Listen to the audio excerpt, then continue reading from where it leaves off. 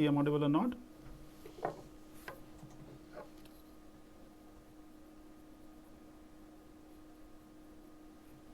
All right. So let's start the session today. We'll be talking about the Industrial Dispute Act. So we have started with the statutes now. Earlier we have discussed a few theories with respect to the industrial relations. Now we'll be talking about the law pertaining to the labor law, the industrial law, whether the Industrial Dispute Act or the Trade Union Act or the Minimum Wages Act. So there are a number of statutes which we'll be discussing, including the recent codes drafted by the Government of India. All right. So let's get started. And this is the Industrial Dispute Act 1947. It means that it was enacted by the Government of India in 1947. Right. So what is important? We need to discuss it's the basic things like the definitions, what are the special provisions with respect to the industrial dispute, what is the objective of this act, why it was passed by the Government of India, and other features like the provisions of it with respect to arbitration, or with respect to, we can say, the dispute. There's a conciliation method, there's the arbitration method, there's a mediation. So what are the provisions given under this act? We'll be discussing those provisions, right?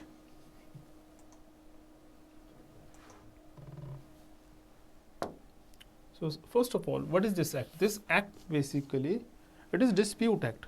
Which dispute? It talks about the industrial dispute. It means it regulates the labor law pertaining to the dispute in the industries. When it came into force, it was enacted in the March 1947 and came into force into April 1st April 1947, and it's extended to the whole of India. This is something you must be aware. All right. So who has joined? Somajit is there. Saksham is there. All right. Thank you so much.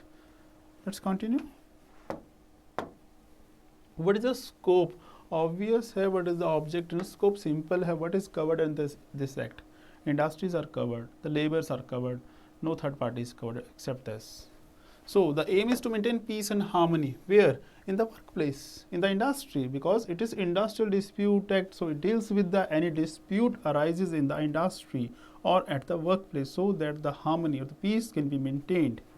Right. So one of the objective is to promote positive interaction between the two groups which we are talking, the labor and the employer, the business, or the worksman and the management, worker or the management or the union, or dispute between workers and the union, or trade union versus trade union. So any kind of dispute is resolved by virtue of this act.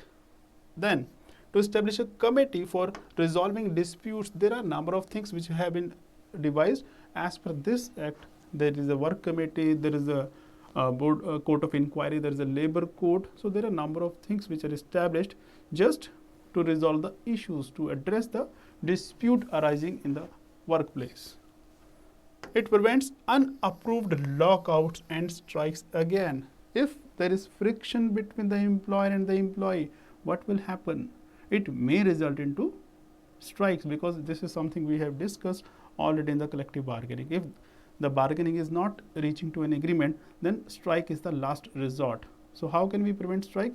By virtue of this, by using the dispute resolution mechanism, that there is a dispute given under the Dispute Act. So it unapproves lockout and strike, and it speaks to the workers who have been let go, fired, or unfairly, like who have been removed from the service, an employee who has been removed, who has been dismissed. So it is something which takes care of the benefit, or which takes care of that employee or that worker.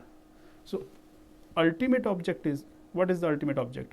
The ultimate object is to maintain peace by addressing the issues or the friction originating between the employees and the employer, between the management or the union. All right. What are the main feature? It furnished with a specific guidelines. So it provides us the guidelines, what to do, how to do, when to do.